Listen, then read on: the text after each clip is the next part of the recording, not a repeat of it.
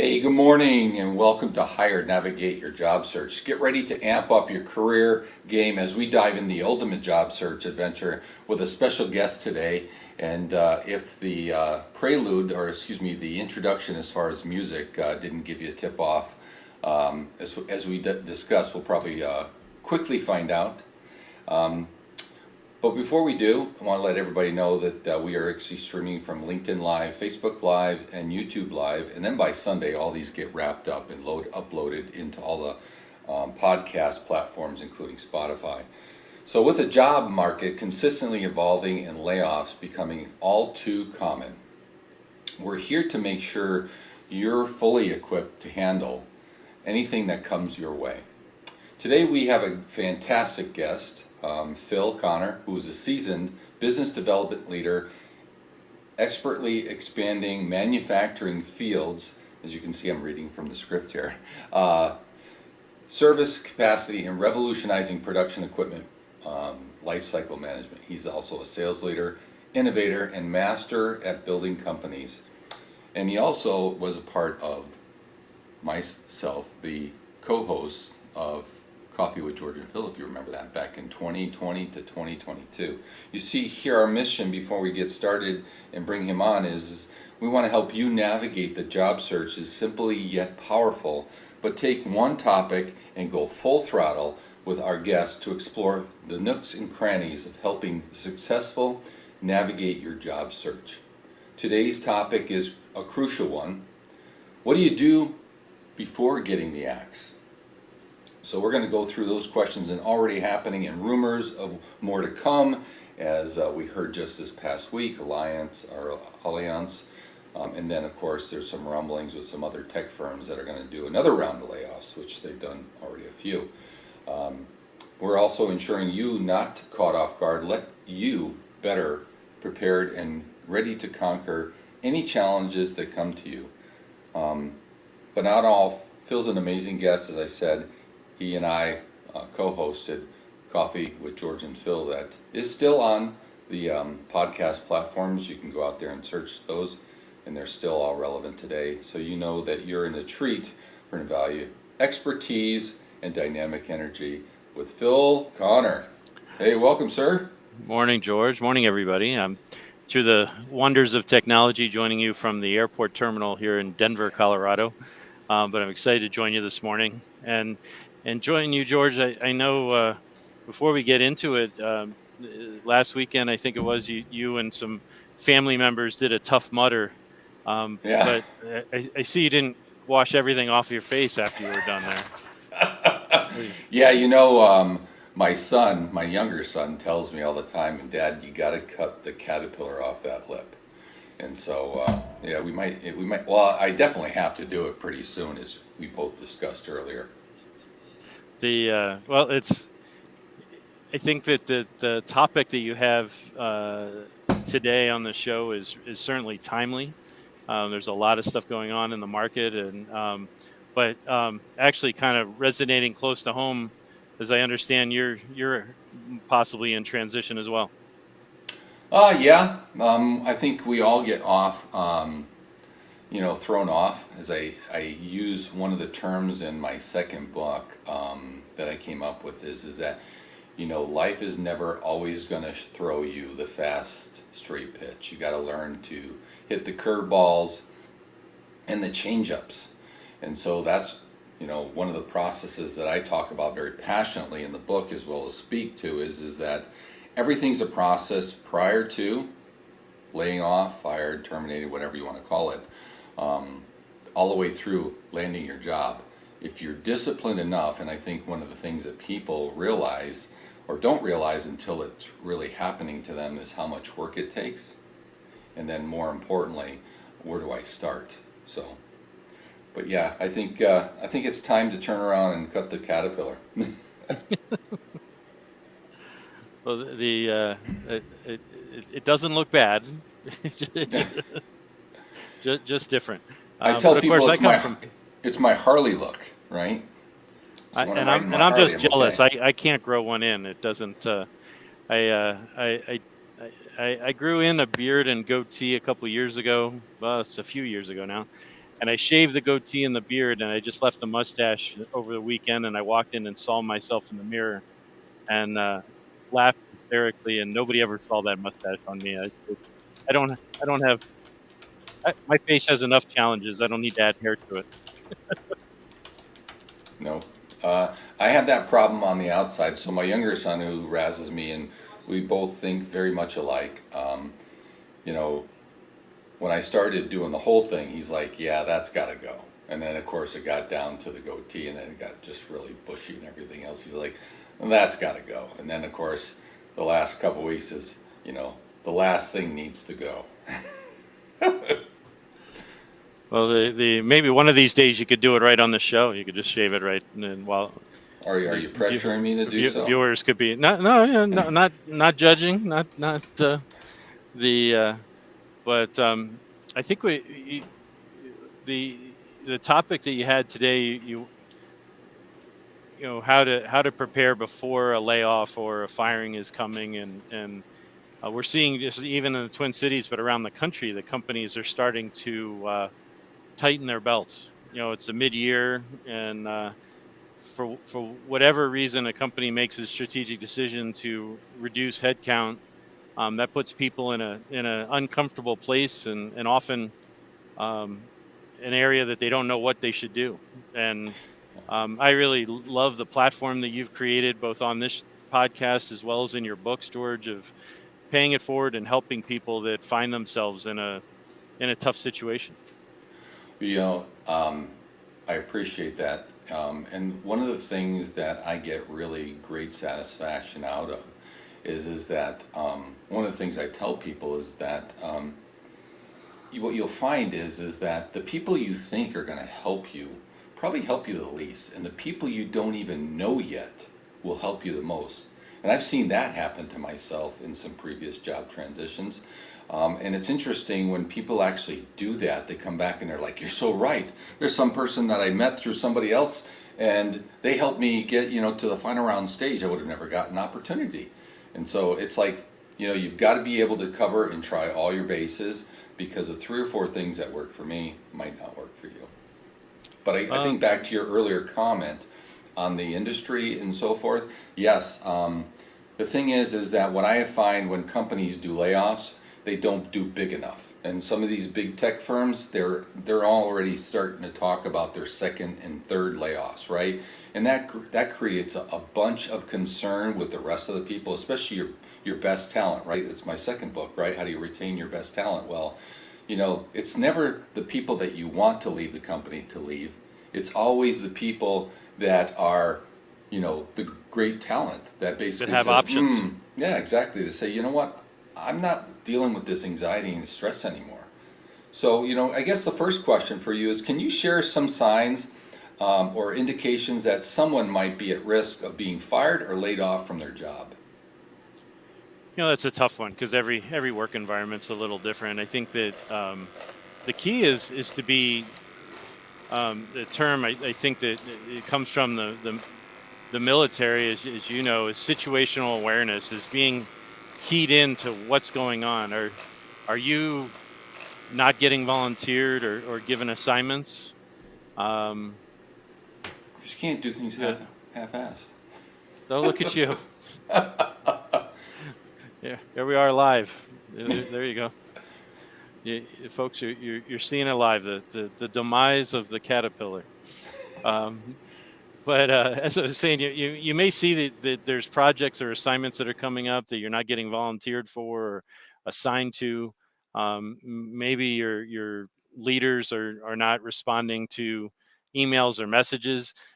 And the challenge with it is being aware of that, but also not being paranoid, because it could just be your leaders or your bosses are busy and they're distracted by more pressing matters than communicating with you on a regular basis. But I think that to me is one of the key things that I would encourage people to be aware of, and um, and also keeping their eyes and ears open to when they're not being invited to meetings that they typically should have been because of their skill set or their knowledge base.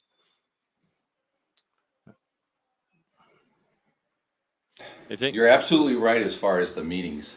Especially if you're, in maybe a professional level or above that you've got some direct reports, when you start not to be invited to those meetings and those discussions happen without you, that's probably a good indication. As a matter of fact, I was talking with somebody that's out on the East Coast, and that was the same thing that was happening to her. She's like, the last 3 or 4 weeks, my one-on-ones with my boss have been canceled. In the meetings that I'm having, he seems to be very, very directed as far as the things that I'm not doing versus the things that I've been, improving, etc. And I think that's, we've got all these indications. The fact is, what do you need to do about it? I think as we'll walk through that process, but there's things you have to prepare for, just in your best interest, right?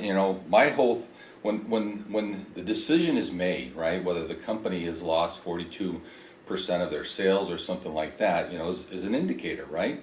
That that costs are going to be tight, right?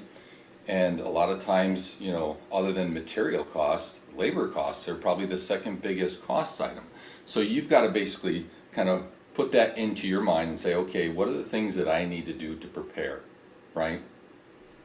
Well, and I think some practical steps that I would encourage people to reflect on is, first and foremost, we should all be keeping our resume current, because you never know, um, you know, what's going to happen to us. But it also keeps you fresh on the value you bring the organization. And um, as our mutual friend Kathleen Crandall likes to say, what happens because of you? You need Yeah, to be able to answer that question. And it's surprising, so often we sometimes get in that hamster wheel of our jobs, and we just assume other people are going to know or remember the impact that we can have. And then I know something that you're a huge advocate for is networking in your own industry. yeah. Keeping those contacts viable. Um, and as our I think a mentor that we have in common in Harvey McKay, dig your well before you're thirsty, right? Yeah, that came out like in 1991, and that was like the godfather of networking book, even though it wasn't traditionally identified as networking. I kind of look back on it because I'm going to age myself. It was the first book that I bought on cassette tape. For those people who remember cassettes, right? Yeah, Oh, the I think. struggles that we had. Yeah, the other element that I think is practical, if you are starting to feel like it's a possibility that you're going to be downsized, is start reducing your discretionary income, or spending rather. Your discretionary spending. If you don't need to buy something, keep in mind that it's a good idea for you to maybe hold on to your cash right now, and make sure that you've got that savings set aside, that if you do get displaced, you've got a cushion. Because if you're still going out and buying a $5 cup of coffee or whatever, You got to be careful. that My wife watches this show, right? So that's the kind of the dig at me is like, why do you have to buy a $5 coffee? Why can't you have just coffee at home? I'm like, I'm out networking. well, and yeah, I think that it's not that the $5 cup of coffee is bad, right? It's just that Right. if you're going to be in a situation where the income is going to be a little bit reduced or cut off, you need to kind of proactively set yourself up for success, I agree. because it's already stressful, but you don't want your finances to add more stress to the situation. And to your point, that's why I say it's so important to get a personal board of advisors earlier.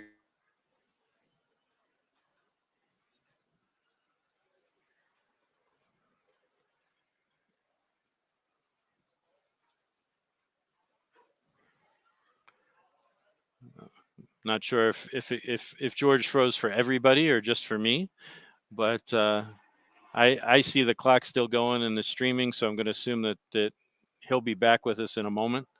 I think that what he was talking about is having your personal board of advisors, and that's incredibly critical to make sure that you've got that support network, both personally and professionally, so that you can maintain a inner strength as you're going through tough times. And when you're in a position where your job gets eliminated, or you think it's going to get eliminated, that creates an extra level of stress. And when you can surround yourself with people that will support you and want to see you succeed, and one of the critical elements is your family. I mean, your close friends and your network are important, but don't discount the value of your family, because they want to see you succeed more than anybody else. You know, I got technical difficulty. I think the tech industry found out I made that comment that they're working on a third round, whatever, and they just zapped me. Hey, so Phil, what are some practical steps individuals can take to prepare themselves mentally and emotionally? I know we talked a little bit about them for possibly of losing their job. Because I think one of the most important things that people I think don't really think about is, okay, this may be long. It's a marathon, as most people say. It's not a sprint, right? But people actually start off at a sprint and then they get so frustrated and they get so down on themselves. I think that's a big piece that really is the unknown until you're actually in the pit of it. That's a great point. We talked about networking. We talked about reducing your spending. I think two big things that I know you're a big advocate for is health related. I think, or a couple things related to health. I think making sure that you get sleep, exercise, and proper nutrition. There's too often I see people that are in transition and they're seeing it go weeks, months, and they're drinking 64-ounce cups of soda or pop, and they're eating the big sugar Danish for breakfast, and they're not fueling their body for success. And that's really critical when you're going to go into battle, going to go into a stressful situation. You need to make sure. It doesn't necessarily mean you need to train like Rocky, right? Right. You don't need to be doing 500 push-ups every day, but get out, go for a long walk. Get in touch with nature, relax a little bit, strengthen your body. If you're into using weights, make sure that you're getting your exercise in so that you have that outlet, and you're fortifying your body and strengthening yourself for success. Yeah, I think that's a good point. You know, anxiety and stress are on the rise, and cortisol is all a factor of that. And if you're not finding ways to turn around and counter that, and again, be your best self, I tell people is that you got to prepare like you're getting into a war, right? And you just can't do it in a day. I mean, like for myself, I think it was May 22nd, my son came to me. He says, listen, you're going to do the Tough Mudder. We signed you up, right? Again. And I'm like, that means I got to lose 25 pounds, till July 8th. And he goes, yeah, that's not going to happen. I'm like, you don't know your old man, right? But again, it's all about discipline. So I ate less than 1,000 calories for 10 weeks, ate the same things, right? And to your point, I put myself on what I would call the modified Fat Boy program that I ran in the military, right? When you didn't meet a certain size and weight, etc., and you failed a PT test, they ran you 3 times a day, morning, afternoon, and night, right? And you're on a strict diet. And in those, 10 plus weeks, I lost 26 and a half pounds. And I'm like, bang, right? But you feel better, you got a lot more energy. And I just looked at myself and I'm like, wow, I just lost 3 years by shaving off the caterpillar. Well, and I think when you're able to look at yourself and modify your sleep, your diet, and your exercise, and give yourself a strong opportunity to succeed. Cynthia puts in a really great comment on here of not using social media for emotional support. Yeah. When you're in job transition, you're promoting a brand. You want to go out with your best foot and best face forward, and we really need to resist venting and airing all of our um, vulnerabilities on social media during that time. Again, I'm not a big fan of putting lipstick on a pig, so to speak. If you're having a rough time, that's fine, but let's not broadcast it to the internet. Let's get with our tight knit and go back to what we were talking about before: family, your board of advisors that you established, and then your strong network, and use them for your emotional support, live and in person, be a phone, be a Zoom, or Teams. If you can't do it in person, get on a phone, the old way. Talk to people on the phone, but resist broadcasting your vulnerabilities out on a media platform that again, you want to be making choices that set you up for success. No, I agree. You always want to keep it positive, even though you might be at the lowest point in your life, and a lot of times people are, right? And that's why I always tell people is this is the reason why I like to be there, because it's one of the few people that you have the ability to help, and if you can lift people up in their most difficult times, they'll always be there for you. Well, and I think when we go through job transition, and you and I have both been there at different times in our career, you feel like you're the only one going through it.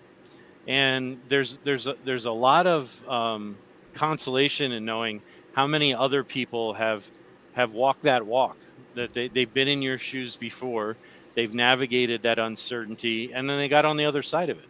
And the reality is, when someone's in transition, each day they're a day closer to their next gig. How many days it takes? Well, they need to read your book. They need to follow the plan. They need to shorten that road and that runway as much as possible so that they can take off and in their new role, wherever it is that they land. I'm mixing my metaphors there a little bit, but Hey, so what proactive measurements can someone take within their current role to improve the chances of retaining their job or finding new opportunities within their company? Because I think that's one of the things we don't think about, right? If you are a good candidate that's working and it's simply just a cost measure, right?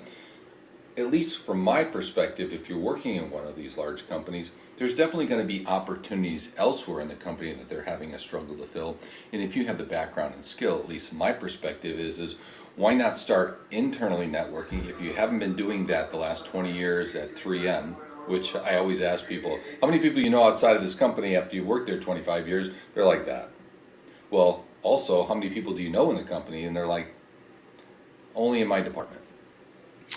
well, that's a really great point, George. Because if you think of 100 employees, the company has to draw a line somewhere. That decision's being made by economics or whatever is hitting the company, and up until that final day, that line will be moving, depending on forecasts, depending on new business that comes in. It might be at line 67, it might jump up to 45. You never really know, but the key is to position yourself so you're above that line whenever that line is drawn in ink, right? And I think, like we talked about earlier, is making sure that the people around you and in your internal team and your supervision understand the value that you bring to the organization. How do you create value? What happens because of you? Don't just show up for a meeting and go through the same routine that you always have done. And if it's not imminent, explore getting cross trained, get some experience in other departments. I think that being able to be a resource and you look at the people that are typically upwardly mobile in organizations, they're ones that have cross-functional experience in other areas. No, So find the peers that you know that work in other departments and learn what challenges they're facing and what innovative things have they done to overcome them. And you probably just alluded to the next question. Are there any specific skills or certifications that individuals can acquire to make themselves more marketable in the face of potential unemployment? Yeah, I think that's a really great point too. Is fortify your position at your current, but do so as also investing for your future. Right. I think that anything that helps you improve your skills in being solution oriented. Um, you know, no leader wants a person that walks in the room and says, "Okay, I got this big pile of of bull dung here." They want to know, all right, there's a pile of stuff here, and here's a shovel, and if you give me 15 minutes, I'll get rid of it for you. Right. That's so switching your mindset to making sure that you're not just calling out issues, but that you're also bringing solutions to the table in every meeting and every conversation that you're having. And being self-aware. Where are the gaps that I have? We have to realize we want to put our best face forward, but we're not perfect. We have shortcomings. We have areas that we need to be working on, and doing an assessment of yourself, looking in the mirror and saying, "Hey, like you mentioned earlier, I got to lose some weight." So who's been shoving food in my mouth? Oh, that's right. That's me. I'm the one that's been shoving food in my mouth. I need to stop doing it. I need to make better choices. Absolutely. I think, I've talked to people, and you know, the couple of things that I had going maybe against me is I'm from New England. I'm in the military, so I'm probably more direct than 99% of the population. But I've learned to try to curtail the discussion in a way that I'm doing this to help you, right? And I don't use disparaging or discouraging words, but I'm just like, I use my example. In my first job transition, after 3 months of frustration, I looked in the mirror. I was the heaviest I'd ever been. Now, granted, I couldn't get my fat butt off the couch and start running a marathon, but I could make choices like, I didn't realize that 2 spoons of sugar in a coffee cup every day equated to 3.5 pounds of sugar. Just that particular situation, right? As you start to turn around and work on those, you'll start to see improvement. I mean, I always say that sugar is the worst drug on the planet because it's easy accessible and it's extremely cheap, right? And it just makes us feel all kind of doom and gloom. And so I personally think that that's the most important thing, because it's also, when you lose a little bit of weight, you're going to have more energy, enthusiasm, and people are going to feel that. And that's a direct reflection on you. And it's going to help you with competition out there. Well, and I know some of our viewers might be saying, "Well, this isn't a nutrition show. Let's talk about work." But it's really integral into setting yourself up for success every day. And if you're not making good choices to get you prepared for the battle of whatever you're facing each and every day, and reading the labels, and I just read something in the last week. I think I shared with you the other day, George, is if it doesn't grow, run, or swim, you shouldn't eat it. Well, you don't. That's a good, And it's such an easy thing, right? But right, the and obviously you don't go to the extreme and overnight, but right. we as a society, um, back up. The way our bodies are engineered to wander, gather, and hunt for food. Hmm. And for centuries, that's what we had to do. And today, what do we have to do with food? We just go down the shopping aisle and knock the boxes into our cart. Just a little bit of not a whole lot of calories expended as we're going shopping, and we're loading up on food that's supercharged with calories and not nutrients. And I think that if we can make good choices, get ourselves so we have more energy, that we're properly hydrated. We didn't talk about that. I mean, that's one that I chronically battle with. I get in the zone during a day, and I just forget to drink water. And that's really important for us. I mean, we think about 80% of our body's water, or some percentage close to that. So, but yeah, I think being aware, giving yourself a really strong self-assessment, and then training that helps you reflect on yourself and the gaps that you have. But maintaining a solution-oriented mindset is really important. No, I like that. So we've got probably enough for 2 more questions. And I know that your flight's coming, and hopefully you're coming back home. But are there any resources or support systems available to individuals who are going through job loss, such as career counselors, job outplacement agencies, or government programs that you're aware of? Well, yes, I think, and this is not a plug just because this is your podcast, Right. George. I encourage anybody that's in job transition and this is something new to them, is really get your book hired. That Nice. the template that you outline for people is right on the money. But every the blessing that we have in this country, definitely around the Twin Cities, we've got Career Force Minnesota. There's dislocated worker programs just about every major metro. The Hire.org. Hired.org. There's lots of resources out there on the web. The key is not just using the web, but then leveraging your network, asking people that have been through transition, what did they find that was helpful? What did they find was useful? What did they like about certain platforms or organizations that help them through it? There's going to be a different fit for each individual in each situation. And I think the key is to explore what's available and then find which one's going to be the best fit for you. Yeah, I mean, there's veteran communities no matter what city you're chiming in from, state or you're chiming in from. So, I mean, there's more. than what you expect. And I think that's one of the things that when we're in the pit of job transition, we kind of see this, just black hole. And it's like, okay, where do I see the ropes, right? And how do I find these ropes? But again, back to, that personal board advisors, these people are the ones that can give you advice, that can help, listen to you, because everybody that, now is probably working, right? So can I get at least 5 minutes on a Friday when they send the thanks but no thanks letter, right? Absolutely. And then I think another thing that I know that you've talked about on previous shows is if you happen to go to college, leverage your alumni association, leverage your career center at your university or college that you went to. There's lots of resources out there, but they're going to require a little bit of engagement on your part. Sure. How can someone effectively communicate their situation to potential employers or during job interviews without coming across as desperate or unemployed? Because I've been there. The first job transition, I didn't know this process. I'm like, I need a job tomorrow. Well, I think the first thing is doing all the things that we've already talked about, right? Making sure that you've got your nutrition, your good sleep, you're ready, exercising, you're ready to attack the day, having a plan. Oh yeah. I think a big part of the despair when you're in job transition is not knowing what's going to happen. But if you give yourself some structure to your day and really go after it proactively, that helps tremendously. But it's practice. It's getting out, Yeah. meeting people.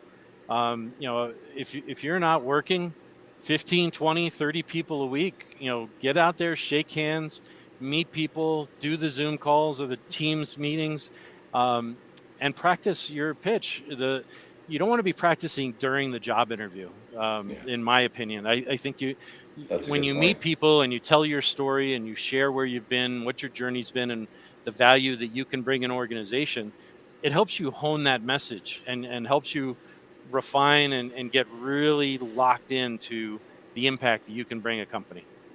Yeah, and I think to that point, it's kind of that structure I talk about is that, a couple of things that I included in my first job transition I didn't do very well is you need to understand how to communicate your value in the shortest amount of time. That's why I call it a value proposition, less than 30 seconds versus your elevator pitch.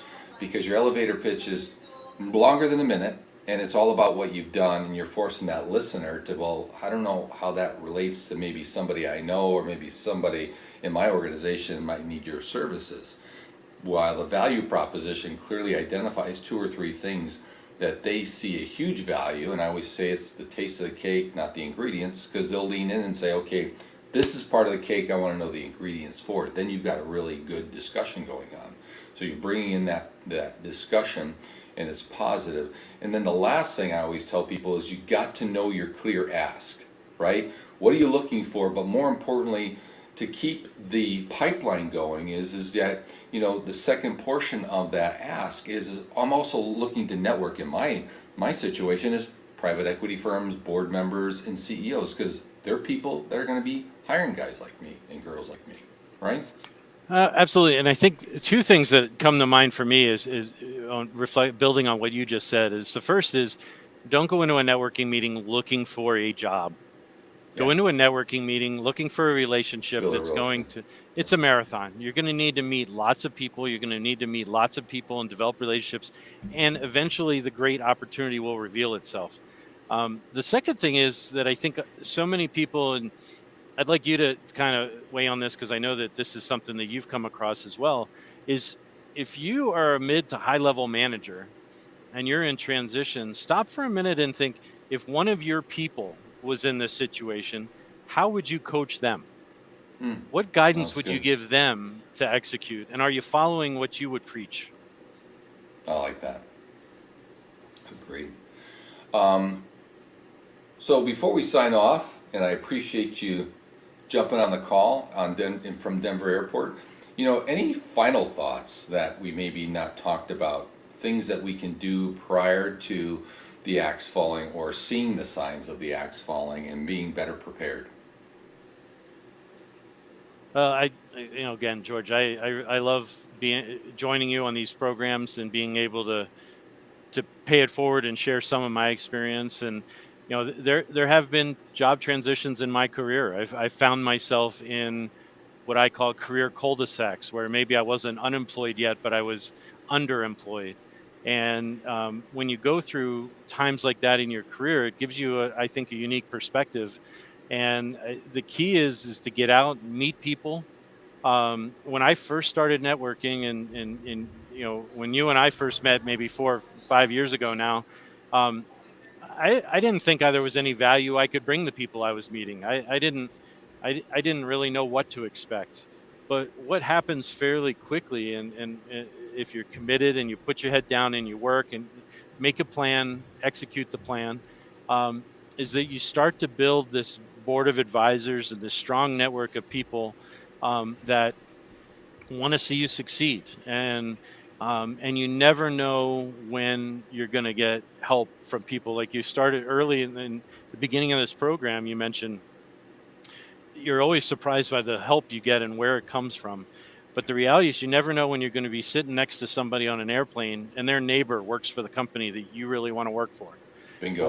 Or your kid's hockey game, and one of the other parents has an in-law that works in the industry that you work in. So be open, be receptive, and be a bright light. Don't just be looking for what people can give you, but look for how you can help people. And my experience, the more you give, the faster you get. Yeah, as a matter of fact, our good friend Greg Rye told me that it was the second guy that I ever traditionally networked with when I was in my first job transition. He said, "You know what, George, learn earlier than I did. The more you give, the more you get." He's now it's not immediately, he says, but over time, and he was so right. I mean, to look back in 2016 to where I was and how many people I was connected to compared to now, much better situation, just overall health, life, mental, and everything else. I got to give it up to him. What I have seen people, the best things of practices, to your point, three things I say that out of the book, there's a lot in there. Three things that are, I think, very important. How do you maintain energy, enthusiasm, positive attitude? Because even though it's the roller coaster and you're down more than you are up, you got to find ways to motivate you and come off on your best self, which kind of leads into point number 2 of 3. And that is being that structured day. What am I supposed to do? Morning, afternoon, evening? And I say evening is because there's got to be a cutoff. Don't do this like a sprinter and do 14 hours for 2 or 3 weeks. You will get burnt out, you will get frustrated, and you will come off as such, right? So you've got to know, what am I going to do daily, weekly, and monthly to move this cart forward, right, in the best possible direction. And then the third and final thing I tell people is out of all the book and great advice, and all this advice has come from so many other people that I've met through job transition, is that personal board of advisors. Those people that will listen to you, help motivate you, but also kick you in the pants and give you the accountability that you need, right? Because how many people have you seen in the last couple of months?